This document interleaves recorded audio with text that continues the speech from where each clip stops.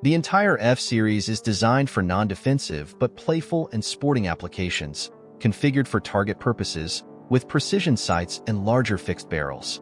This is a basic blowback pistol, having a heavy barrel fixed into the frande and a slide which traps the recoil spring beneath the barrel. The basic lineup remained the same, with the F being the 4-inch version, the Sport the 6-inch version, and the Target a 7-inch version. All pistols seem to have had the same sights, which consisted of a micrometer adjustable rear and a replaceable front blade.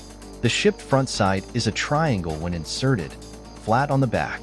The screw to remove is on the right side of the gun. All FR series pistols have chrome or blue finishes.